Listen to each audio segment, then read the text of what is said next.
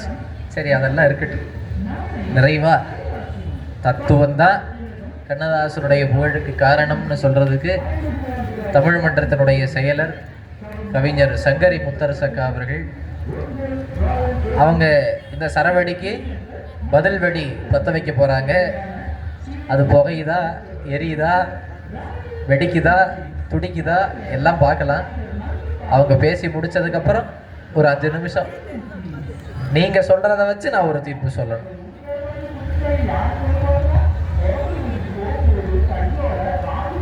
மகாபாரதத்துக்கு முக்கிய கதாபாத்திரம் அர்ஜுனன்.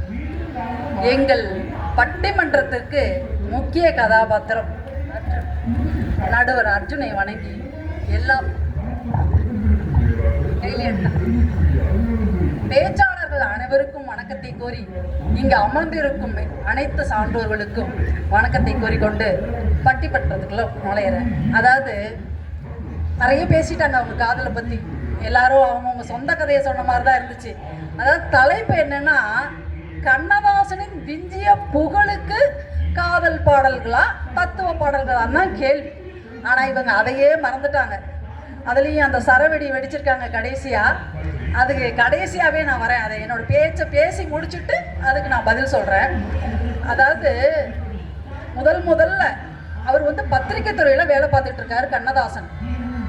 அப்போ அவர் தலையங்கம் எழுதுகிற வேலையை தான் பார்க்குறாரு பத்திரிகை துறையில். அவருக்கு கதை எழுதணும்னு தான் ரொம்ப ஆசை. அப்படி இருக்கும்போது கவிதைக்கு ஒரு போட்டி வருது அந்த பத்திரிகையில். கவிதை போட்டிக்கு இவர் கவிதை எழுதி போடுறாரு. அப்போல்லாம் கார்டு தான், யாருனாலும் படிக்கலாம். அந்த கார்டை ஒட்டாமல் இருக்கும். என்ன லெட்டர்னா ஒட்டிடலாம், கார்டு ஒட்டாது. பார்த்தா யாருனாலும் நம்ம படிக்கலாம். அந்த பத்திரிகை ஆசிரியர் அதை படிச்சுட்டு நிறுவனர் படிக்கிறார். படிச்சுட்டு உன்னை யார் கவிதை எழுதி போட சொன்னது, நான் இதை போட்டியில் போட மாட்டேன் அப்படின்னு சொல்லி அந்த கார்டை எடுத்து வச்சிடறாரு. கண்ணதாசனுக்கு கோபம் வருது, நம்மளோட கவிதையை நிராகரிக்கிறாரே ஒருத்தர் அப்படின்னு. ஏன் என்னோட கவிதையில் என்ன தப்புன்னு ஏன் நிராகரிக்கிறீங்க? அது தத்துவம் கலந்து இருக்கிறது, கவிதையா இல்லை. மானே தேனி மயிலே என்று இல்லை, நிலவு அப்படின்னா நம்ம கவிதை எழுதுவோம். அது மாதிரிலாம் கவிதை இல்லை. அதனால நீ கவிதை தயவு செஞ்சு எழுதாத அப்படிங்கிறார். கண்ணதாசனுக்கு கோபம் நான் இந்த பத்திரிகை துறையில் இனிமேல் எழுத மாட்டேன், இருக்க மாட்டேன், நான் ராஜினாமா பண்ணிக்கிறேன் அப்படிங்கிறார். அவருக்கு இது 2-3 தடவை இப்படியே நடக்குது. அவரால் இதுக்கு மேலே சகிச்சுக்கிட்டு இருக்க முடியல. அவர் எவ்வளோ சமாதானம் பண்ணுறாரு, முடியாதுன்றார். சரி, ராம்சர்ஸ்ன்னு இங்கே ஒன்று இருக்குது, கோவையில் நடத்துகிறாங்க, ஜூபிட்டர் இதுன்னு, நீ வேணா அங்கே போய் பாருன்னு.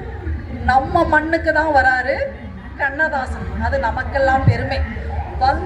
ஜூபிட்டர் பிக்சர்ஸில் போய் பேசுகிறாரு.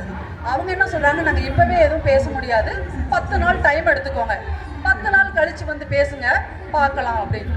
கண்ணதாசன் தனக்கு கிடைத்த வேலைகளை சிறு சிறு வேலைகளை செய்து 10 நாட்கள் கோயம்புத்தூரில் தங்குறார். தங்கி முடிச்சு அதே 10வது நாள் போகிறார். அவங்க சொன்ன 10வது நாள் போகிறார். போய் கேட்குறாரு, எனக்கு வாய்ப்பு தரீங்களே, எப்போ தரீங்க என்னன்னு கேட்குறாரு. ஆனால் கண்ணதாசன் நினச்சது நமக்கு தான் கவிதை வராது, நிராகரிக்கிறாங்க, நம்ம சொல்ல வேண்டாம், கதை எழுதிடலாம் அப்படின்னு நினச்சி தான் கேட்க போகிறாரு. ஆனால் அவர் என்ன சொல்கிறார், கே ராம்நாத் என்ன சொல்கிறாருன்னா, எனக்கு கதை எழுதுறதுக்கெல்லாம் இங்கே ஆள் இருக்குது, கவிதை எழுதணும், எனக்கு சினிமா பாட்டு எழுதணும், எழுதுவியா அப்படிங்கிறார். இவருக்கு என்ன சொல்கிறதுனே தெரியல. நம்ம தேடி வந்தது ஒன்று, நடக்கிறது ஒன்று, ஆனாலும் நம்ம ஆசைப்பட்டது நமக்கு கிடைக்குது. நினைப்பதெல்லாம் நடந்து விட்டால் தெய்வம் ஏதும் இல்லை. ஒருவேளை அப்படி நினைச்சு எழுதியிருக்கலான்னு சொல்ல வந்து, எந்த பாட்டு பாடினாலும் நடுவர் அவர்கள் தத்துவ பாடல் தான் பாடிட்டு இருக்காரு. நீங்க ஆரம்பத்துல இருந்து கவனிங்க, எந்த உதாரணத்துக்கும் அவர் காதல் பாட்டு பாட முடியாது, தத்துவ பாட்டு தான் பாடி ஆகணும். அவங்களுக்கு பாடுனதெல்லாம் தத்துவ பாட்டா? ஐயோ, அதெல்லாம் சும்மா நீங்க பாருங்க, தத்துவ பாட்டுலாம் நிப்பீங்க கடைசியா.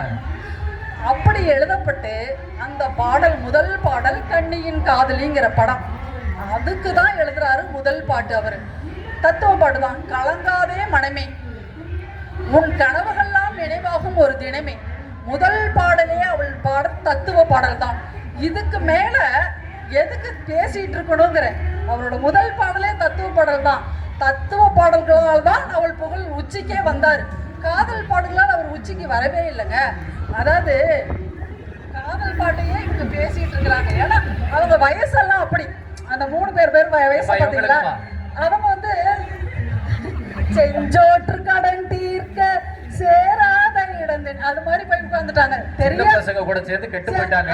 ஆமா, ஏன்னா ஒரு ஆசிரியர் அவங்க தமிழாசிரியரா இருந்துகிட்டு காதல் அணியில போய் காதலிக்கேன்னு சொல்ல முடியுமா? தமிழ்ல அகம்புறம்னு 2 இருக்கு.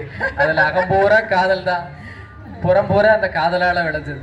அப்படி அதுக்கு அடுத்து ஒரு படம் பாதகாணிக்கைன்னு. எல்லா பாட்டும் எழுதியாச்சு, எல்லா படத்தோட கதைகள்லாம் சொல்லியாச்சு. ஒரு பாட்டு மட்டும் பாக்கி இருக்குது. எழுத கேட்குறாங்க கண்ணதாசன். வழக்கம் போல கண்ணதாசன் தள்ளி போட்டுக்கிட்டே வராரு. ஒரு நண்பரோட இறுதி சடங்குக்கு போறாரு. அங்க நடக்கிறது எல்லாருக்குமே தெரியும். இறுதி சடங்கு எப்படி இருக்கும்? எல்லாரும் கொஞ்ச நேரத்துல யார் வருவாங்கன்னு பார்ப்பாங்க. வெயிட் பண்ண முடியாது, சீக்கிரம் எடுக்கணும்பாங்க. அந்த இதெல்லாம் அவர் பார்க்குறாரு. பார்த்துட்டு எடுத்துட்டு போறாங்க நண்பரை. அப்போ தோணுன பாட்டு தான் வீடு வரை உறவு, வீதி வரை மனைவி, காடு வரை பிள்ளை, கடைசி வரை யாரோ அப்படிங்கிற பாட்டு. ஆனா அந்த பாட்டையுமே அவர் பட்டினத்தார் பாட்டுல இருந்து எடுக்கிறார். அத்தமும் வாழ்வும் அகத்து மட்டே, விளியம் பொழுக மெத்திய மாதரும் வீதி மட்டே, விம்மி விம்மி இரு கைத்தல மேல வைத்தும் மைந்தரும் சுடுகாடு மட்டே, பற்றி தொடரும் இருவனி பாவம் புண்ணியுமே அப்படின்னு எழுதுறார். அந்த பாட்டை தான் நமக்கு எளிய வரிகள்ல கொடுக்குறாரு. அதுக்கு ஒரு காரணம் சொல்றாரு. ஏன்னா பட்டினத்தார் பாட்டை அப்படியே கொடுத்தா நம்ம மக்களுக்கு புரியுமா? புரியாது. ஏன்னா நம்மளாலேயே பாட முடியல. இப்போ வீடு வரை உருவுனா நானே டக்குன்னு பாடிடுறேன். பட்டினத்தார் வரிகள்னா அது பார்த்தா தான் படிக்க முடியுது. அப்படிதான் இருக்கு. அப்போ வந்து தமிழை மிக எளிமையா எல்லா மக்களுக்கும் கொடுக்க முடியும்னா அது அப்படிதான் கொடுக்கணும்னு கொடுத்தாரு. அப்படியாப்பட்ட வரிகளை எல்லாமே கண்ணதாசன் வந்து அவர் எல்லாத்தையுமே மேற்கோள் பண்ணார். பட்டினத்தாரு, பகவத்கீதை, ஔவையாரு, அப்படி எல்லார் பேரும் பாரதியாரு. பாரதியாரை பற்றி சொல்லவும் பாரதி ஞாபகம் வருது. அவங்க பேர்லேயே பாரதியை வச்சுக்கிட்டு அவங்க என்னடான்னா காதல் காதல்னு பாடிட்டு போயிருக்கிறாங்க. பாரதியார் தாமா கண்ணன் என் காதல்னு பாடினாரு. ஆனா இப்ப புகழுக்கு அதாவது தலைப்பே நீங்களே மறந்துறீங்களே நடுவர். கண்ணதாசன் புகழுக்கு கண்ணதாசன் புகழுக்கு தான் நாங்க கேட்கறோமே தவிர பாரதியார் கண்ணன் பாட்டு காதல் பாட்டு பாடலையும் நான் சொல்லலையே. தலைவர் ஆயிட்டாலே கொஞ்சம் எல்லாம் மறந்துருமா? மறந்துரு. ரொம்ப சேராதீங்கிற சரவடியோட சேரக்கூடாது ரொம்ப, சரியா? எல்லாரும் மிரட்டினா நான் என்னதான் ஐயா பண்றது?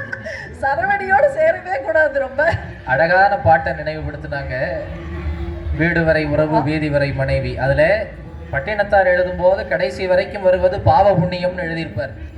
ஆனா இவர் கடைசி வரை யாரோன்னு எழுதியிருப்பார். என்ன அது அப்படியே எழுதியிருக்கலாமேன்னு கேட்டவருக்கு அவர் சொன்ன பதில், கடைசி வரைக்கும் பாவ புண்ணியம் தான் வரும் என்று சொல்லக்கூடிய பக்குவம் பட்டினத்தாருக்கு இருந்தது, கண்ணதாசனுக்கு இல்லை. இப்படி ஒரு கவிஞர் சொல்ல முடியுமா? அதனாலதான் தத்துவ பாடல் பெருசுன்னு அவங்க பேசுறாங்க. பேசுங்க, நீங்களும் பேசுவீங்க இன்னும் கொஞ்ச நேரத்துல. பாரதின்னு சொன்ன உடனே எனக்கு அந்த பாட்டு ஞாபகம் வந்துச்சு. உன் கண்ணில் நீர் வழிந்தால் என் நெஞ்சில் உதிரம் கொட்டுதடி. இந்த பாட்டு வரிகளுக்கு மிஞ்சுமா காதல் பாடல்கள்? அந்த ஒரு பாட்டு போதும். அதை நீங்க ஒத்துக்கிட்டே ஆகணும், வேற வழியே கிடையாது. இல்லம்மா, நான் ஒத்துக்கிறேன், அது நல்ல பாட்டு. பிள்ளைகள் எல்லாம் விட்டுட்டு போனதுக்கு அப்புறம் அந்த வருத்தத்துல சொல்லி ஒரு வாழ்க்கையினுடைய நிலையை தத்துவத்தை சொல்லக்கூடிய பாட்டு. ஆனா அதுல உன்னை கரம் பிடித்தேன் வாழ்க்கை ஒளிமயமானதடி, பொன்னை மணந்ததனால் அவையில் புகழும் வளர்ந்ததடி. அப்புறம் ஒன்று கேட்பார் பாருங்க, எல்லாத்துக்கும் எல்லாம் தெரியுமா, உன்னை போல யாராவது என்னுடைய தேவையை அறிந்து நிறைவேற்றக்கூடியவர்கள் இருக்கிறார்களான்னு தன்னுடைய மனைவியை தெய்வம்னு சொல்லி என்னுடைய தேவையெல்லாம் நிறைவேற்றக்கூடிய தெய்வம்னு சொல்லி கொண்டாடுறாரு. அது காதலா தத்துவமான்னு ஒரு கன்ஃபியூஷன் வருது. நீங்க தொடங்குங்க. காதல் தான், நான் இல்லைன்னு சொல்லல. அந்த காதலை தத்துவ வரிகளால கொடுத்திருக்காருன்னு தான் சொல்றோம். தத்துவ தலைப்பை நான் மறுபடியும் ஞாபகப்படுத்துறேன். கண்ணதாசன் புகழுக்கு தத்துவ பாடலா காதல் பாடலான்னு தான் தலைப்பு. தலைப்பையே மறந்துகிட்டு இருக்காரு நடுவர். கொஞ்சம் அம்மா என்னன்னு கவனிங்க. இவங்க சொல்லும் போதுதான் எனக்கு லைட்டா மறக்கிற மாதிரி. அடுத்தது அன்பே வா படம். சின்னப்ப தேவர் எடுக்கிறார். படம் ஃபுல்லா முக்காவாசி முடிஞ்சிருது. கடைசி இது முடிய போகுது. அப்ப சின்னப்ப தேவர் வந்து எம்ஜிஆர்ட்ட கேட்கிறாரு, அன்பேவா நம்ம படம் எடுத்துட்டோம், பொங்கல் ரிலீஸ் பண்றோம். பொங்கல் ரிலீஸ் பண்ணும் போது நிறைய கூட்டம் வரும். படம் டிக்கெட் கிடைக்காம மக்கள் வந்து வெளியே போவாங்க. அப்போ வந்து நமக்கு வந்து அது நஷ்டமாகும். ஒன்று, அவங்களுக்கும் நம்ம படம் பார்க்க முடியலையேங்கிற ஒரு எண்ணம் வரும். அதனால நம்ம இன்னொரு படம் எடுத்துடலாம் அப்படிங்கிறார். அது எப்படி முடியும்? ஏன்னா குறுகிய காலம் தான் இருக்குது. இந்த படம் ஃபுல்லாகவே முடிஞ்சிருச்சு. இந்த படம் முடிச்சதுக்கப்புறம் நம்ம எப்படி இன்னொரு படம் எடுக்க முடியும் அப்படிங்கிறார். இல்லை, என்னால் முடியும் அப்படிங்கிறாரு சின்னப்பத்தேவர். சின்னப்பத்தேவர் மேலே அவருக்கு நம்பிக்கை இருக்குது எம்ஜிஆருக்கு. ஏன்னா சின்னப்பத்தேவர் வந்து நாய், யானை எல்லாமே வச்சு படம் எடுக்கிறவர், ஹிந்திலையும் படம் எடுத்தவர். அவரோட திறமை மேலே அவருக்கு நம்பிக்கை இருக்குது எம்ஜிஆர். உங்களால் முடியும்னா கண்டிப்பாக நீங்கள் எடுங்க, நான் வந்து தேதி தரேன் அப்படின்னு சொல்கிறாரு. சரின்னு சொல்லிட்டு 2 பேர் பேசி முடிவு பண்ணி 15 நாளில் ஒரு படத்தை எடுக்கிறாங்க. அந்த படத்தின் பேர் தான் முகராசி. முகராசின்னு ஒரு படம் எடுக்கிறாங்க. அந்த படத்தில் எம்ஜிஆர் வந்து போலீஸாக வருவார் எம்ஜிஆர். அவர் வந்து காவல் காக்கணும். அதனால் சுடுகாட்டு காவல் காப்பாங்க இல்லையா, அந்த வேடம் விட்டு ஒரு சீன் வருது. அதுக்கும் பாடல் லேட்டாக கொடுப்பாரா உடனே கொடுத்துருவாரான்னு தயங்கிட்டு இருக்காங்க. ஆனால் கண்ணதாசன் அதுக்கு ஒரு பாட்டு எழுதுறாரு பாருங்க. உண்டாக்கி விட்டவங்க 2 பேரு, இங்கே கொண்டு வந்து போட்டவர்கள் 4 பேரு அப்படிங்கிற தத்துவ பாடலை எழுதுவார். ஒவ்வொரு சமாதிக்கப்பவும் முன்னாடியும் போய் மருத்துவர் அப்படி எல்லாரும் முன்னாடியும் போய் ஒரு 2 வரிகளை சொல்லுவார் அந்த பாடல். அந்த பாடலை நீங்கள் ஃபுல்லாக போய் கேட்டிங்கன்னா அவ்வளோ விஷயம் இருக்கும். அதில் கடைசியில் ஒருத்தர், ஒரு பெரிய பணக்கார், அவரோட சமாதி முன்னாடி போய் சொல்லுவார், பட்டணத்தில் பாதி இடம் வாங்கி முடித்தான், அந்த பட்டயத்தில் கண்டது போல் வேலி எடுத்தான், 8 அடுக்கு மாளிகையில் கட்டி வைத்தான், கட்டிவிட்டு இங்கு வந்து 8 அடியில் வந்து படுத்தான் அப்படின்னு சொல்லுவார். அதாவது வாழ்க்கையோட உண்மை நிலவரத்தை அவங்களாம் சொன்னாங்க. காதல் ஒரு உணர்வுன்னு பாரதி தான் நினைக்கிறேன். காதல் உணர்வு தானே, இல்லைன்னு சொல்லலை, தத்துவம் உண்மைங்க. அப்போ உண்மை தானே ஜெயிக்கும், உணர்வு மாறும், உண்மை மாறாது. உண்மை தானே நிலைச்சு நிற்கும். அதை மறந்துட்டு பேசிட்டு இருக்கீங்க. அப்புறம் அவங்க இன்னொன்று சொன்னாங்க, பாரதி ஒரே முகநூல், ட்விட்டரு, அப்புறம் என்னென்னவோ வருது, அதெல்லாம் எனக்கு தெரியாது நிஜமா, நான் அதெல்லாம் பார்க்க மாட்டேன். அதனால அதில் ஊறி போய் இருக்கிறாங்க. அதனால அவங்க பேச்செல்லாம் எடுத்துக்காதீங்க. அப்புறம் அவங்க 5000 பாடல்களை 3500 பாடல்னு சொன்னாங்க. அதுவே அது தப்பாக தான் காமிக்குது. காதல் பாடுகள் 1500 தான். மீதி இருக்கிற பாடல்கள் தான் தத்துவ பாடல்கள். இன்னொரு தடவை போய் செக் பண்ணுங்க, அது நிறைய தப்பாக சொல்லும். ஏன்னா நீங்கள் பாடின பாட்டுலேயே ஒரு பாட்டு தப்பு, கண்ணதாசன் பாடல் கிடையாது. அதனால முகநூலில் வர்றதையோ கூகுளில் வர்றதையோ வச்சு பேசாதீங்க. அவரோட புகழ் வந்து தத்துவ பாடல்கள் தான் அவரோட புகழ் நிறைய நிலைச்சி நிற்கிறதுனா அதுதான். அப்புறம் கடைசியாக தம்பிக்கு வரேன். அவர் முதல் மேடை, அதனால் அவரை விட்டுருவோம், ஒன்றும் பிரச்சனை இல்லை. இவர் வயசு அப்படி. ஏன்னா நம்ம தம்பிங்கிறதுனால ஒன்றும் சொல்கிறதுக்கு இல்லை. அவரு கல்லெல்லாம் மாணிக்க கல்லாகுமா, அதுவே தத்துவம் கலந்த காதல் பாடுதான் தம்பி. வெறும் காதல் பாட்டு கிடையவே கிடையாது. கலந்துருக்கிறத அவர் கவனிக்கலமா.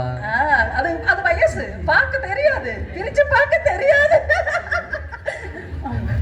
காதல் முதல்ல வரும்னு நினைச்சு பேசிட்டாரு எங்க ரவி அண்ணன். தலைமையை சொன்னாங்க. அதாவது காதல் வர்றதை நாங்க கேட்கவே இல்லை. எது முதல்ல வருது, எது முதல்ல வர. இங்க பேசினவங்க அந்த 4 பேருமே தலைப்பையே மறந்துட்டு பேசியிருக்காங்க. காதலுக்கு பரிசு கொடுத்தேன், நீங்க தத்துவத்துக்கு பரிசு கொடுக்க முடியுமான்னு சொல்றாங்க. அனுபவம் தானங்க தத்துவம். அந்த அனுபவம் தத்துவங்கிறதையே மறந்துட்டீங்க. காதலுங்கிறது ஒரு அனுபவம் தானங்க. தத்துவமே பரிசு தான் சொல்றீங்க. ஆமா, அதுதானங்க பரிசு உங்களுக்கு. அப்புறம் பரிசு கொடுக்க முடியுமானா, நான் வேணா ஒரு கிஃப்ட் வாங்கி உங்களுக்கு கொடுக்குறேன், கடைசியா நல்லா பேசுனீங்க அப்படின்னு ஒரு பரிசு கொடுக்குறேன். சட்டி சுட்டதோட கை விட்டதோடான்னு எங்க அணி தலைவரை பார்த்து பேசினாங்க. இன்னும் ஒரு 5 வருஷம் கழிச்சு நான் வந்து தம்பி வீட்டுக்கு போறேன்னு வச்சுக்கோங்க, ஒரு கையில பால் பாக்கெட்டு, ஒரு கையில ஹக்கீஸ் பாக்கெட்டு அப்படின்னு ஸ்டவ் முன்னாடி நிற்கும் போது தெரியும் சட்டி சுட்டுச்சா சுடலையா கை விட்டுச்சான்னு. ஏன்னா இப்போ நீங்க இப்ப என்னன்னாலும் பேசலாம் தம்பி, இன்னும் 5 வருஷம் கழிச்சு கண்டிப்பா வருவேன். அதுக்கப்புறம் பட்டிமன்றத்துல இந்த பக்கம் நீங்க இருப்பீங்க, அதை மறந்துடாதீங்க. அவர் எலக்ட்ரிக் ரைஸ் குக்கர் வச்சுக்குவாருன்னு நினைக்கிறேன். அப்படின்னாலும் சுடுல, பிளக் பாயிண்ட்ல கை வைக்கும் போது சுடும்ல, ஷாக்கு வரைக்கும் கொடுக்குறாங்க, ஷாக் அடிக்கும்ல, அப்படி இருக்குதுங்க. அப்புறம் கடைசியா நான் சொல்றேன், இன்னொரு படம் தியாகம்னு ஒரு படம்.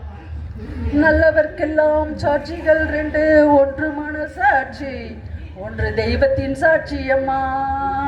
நம்பிக்கை வைத்து கல்லையும் பார்த்தால் தெய்வத்தின் காட்சி அம்மா, அது தெய்வத்தின் காட்சி அம்மா. அதுவும் வந்து அவரோட சொந்த, அதாவது அவரோட பாடல்கள் எல்லாமே அவரோட சொந்த அனுபவத்திலிருந்து தான் எழுதினார். அவர் ஒன்றும் பார்த்த காட்சிகள் இதைத்தான் எழுதினார். அப்படிங்கும்போது தத்துவங்கிறது உண்மை தானே. உண்மை வந்து நிலைத்து நிற்கும், காதல் வந்து நிலைத்து நிற்காது. காதல்னா 5 வருஷம் போனோன்னா நிலச்சி நிற்காது. சரியா? ஏதோ சொல்ல வருங்க. அதனால உண்மையே நிலைத்து நிற்கும் என்று சொல்லி இந்த வாய்ப்புக்கு நன்றி கூறி விடைபெறுகிறேன். நன்றி, வணக்கம். அத்தனை பேர்த்துக்கும் பதில் சொல்லிட்டாங்க. அழகான பாடல்கள், நல்லவர்க்கெல்லாம் சாட்சிகள் ரெண்டு, அவ்வளவு அழகான பாட்டு. ஆண்டவன் அறிய நெஞ்சில் ஒரு துளி வஞ்சமில்லை, அவனன்று எனக்கு வேறு ஆறுதல் இல்லைன்னு பாடுவார். இத்தனை அழகாக தத்துவத்தை சொல்லியிருக்கிறார். அவர் வாழ்ந்து வாழ்ந்து அனுபவித்ததையெல்லாம் சொல்லியிருக்கிறார். அதில் இல்லாதது எதையா காதல் பாட்டில் இருந்தது. அதில் புள்ளி விவரம் வேற சொன்னாங்க, 1500 தான் காதல் பாட்டு. இப்போ 2 பக்கமும் ஆடி ஆடி ஆடி அடங்கும் வாழ்க்கையடா, ஆடியாச்சு, இனி அடங்கணும். பாட்டுக்கு அப்புறம் தீர்ப்பு.